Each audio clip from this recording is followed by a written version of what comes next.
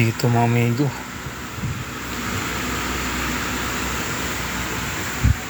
Nakatagpo kami rito ng sa sapa ng bapundo na tubig. Ang daming mga mga amigo, ang daming mga ulang. Ito pamangking ko lumusob na. So itatry namin to ngayon mga amigo, lilimasan namin to kung kayang limasan. Ang dami niya, ang daming ulang sa ilalim, wala ng agos ng tubig. So tag-araw kasi ngayon, kaya yan medyo na yung tubig, medyo wala na umaagas na tubig sa sapa. Ayan kapatid ko. So gusto talaga nilang limasan yan mga amigo.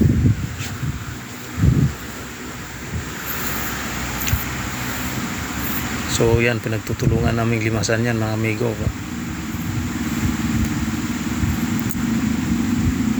Ayun, dalawang pamangking ko ito. Ito naman isa kapatid kong babayan mga amigo. So kasama din dito yung misis ko. Ayan. Dito nga pala to sa bundok namin mga amigo. Nung pupunta namin doon, tinitingnan namin mga lansunis doon kung hinog na. So yan, tag-araw kasi yung pagpunta namin dyan, kaya yung tubig stagnant na siya, pero ang daming mga ulang. So yan, try namin na limasan ngayon mga amigo.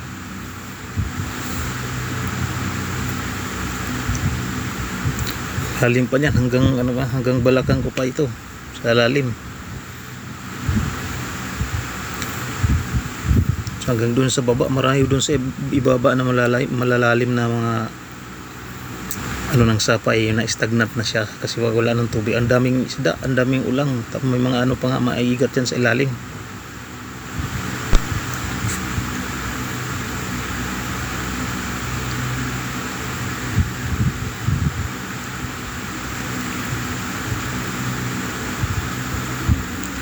Ngayon tayo prepared na tayo kasi lulusubin, lilimasan na natin yan ngayon.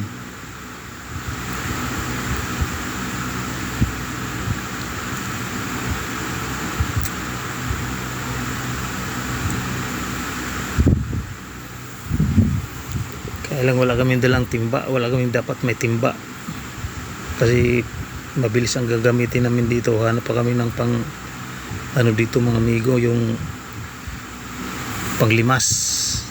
Wala kaming timba wala kaming dala kumbaga wala sa plano ito,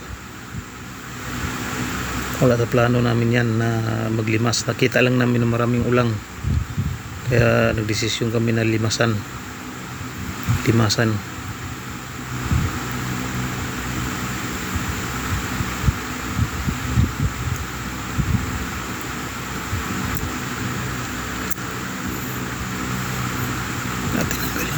Tinatanggalan na namin bato yung para umagas yung tubig.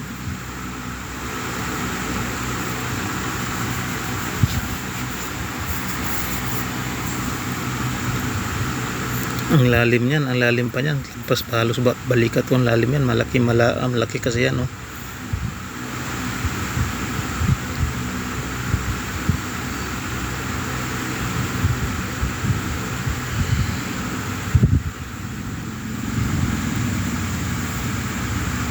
So ayan, kumuha ng kawayan yung pamangking ko mga amigo. Umpisa na namin paglilimas yan.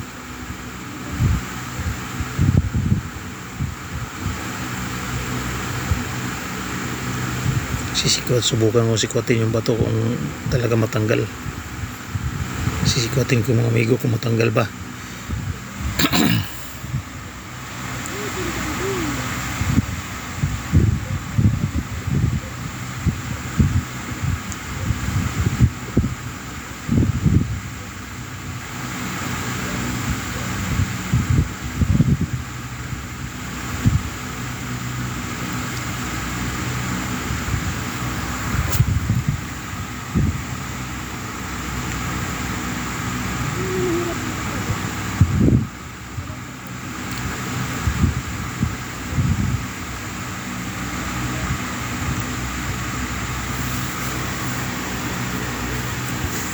kahit anong gawin namin talaga mabigat, puro kasi buhay yung bato dyan kasi sapa yan eh.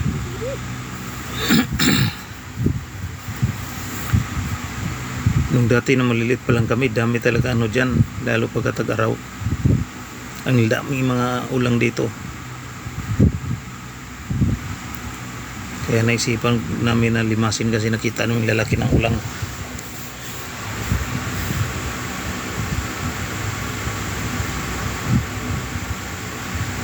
At yan mga amigo, busy kami dyan sa gawa ng paraan na mahuhuli lang namin yung mga ulang na marami. Sayang kasi.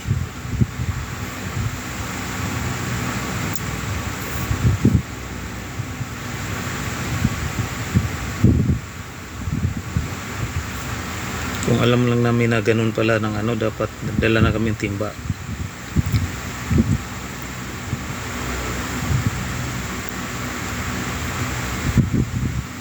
Kung may timba sana mabilis.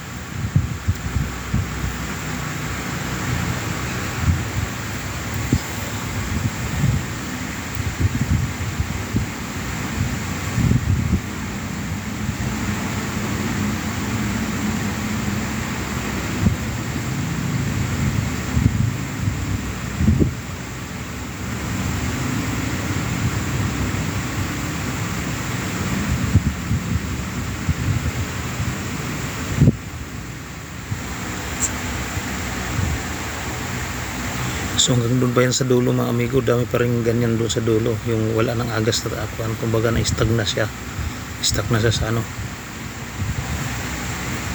stuck na siya sa sapa, hindi na siya umaagos.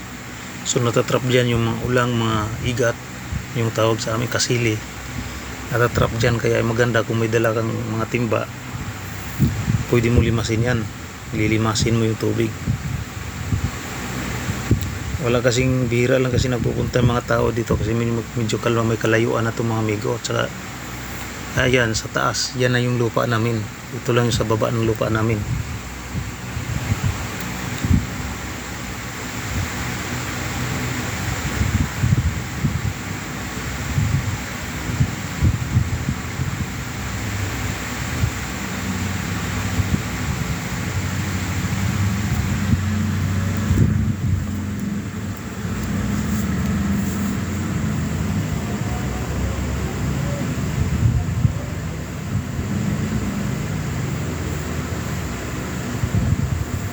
Hanap talaga yung parang kung paano limasan yan. Wala kaming ano, mga amigo, wala kaming dalang ano, kaya kanya-kanya diskarte kami kung paano gagawin dyan.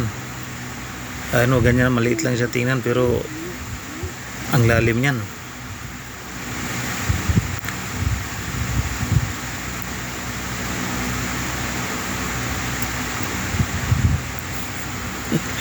Para kami taong bundok dyan mga amigo.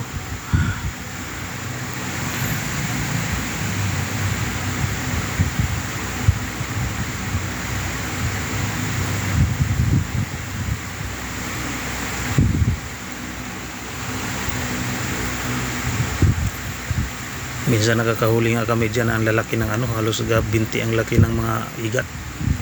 Kasili tawag sa amin. Palos. Yung palos tawag. Doon sa baba niya ng kunti, yung mas malalim doon yung ano, yung tabangin.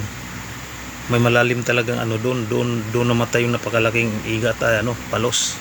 Tinamaan ng kahoy kasi may nalaglag na kahoy doon, siguro tinamaan siya kasi stagnant na rin yung tubig doon, hindi na siya umagas kasi wala nang tubig.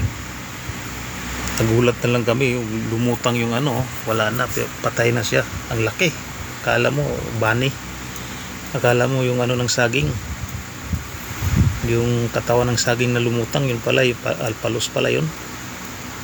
Sayang,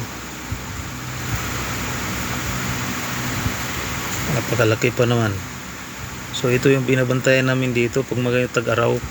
Kung masipag ka lang pumunta dyan maglimas, mas maganda nga dyan may ano, may makinagandalhin pang higop, mas mabilis. Ang dami mahuling mga palos at saka ulang lalaki dyan.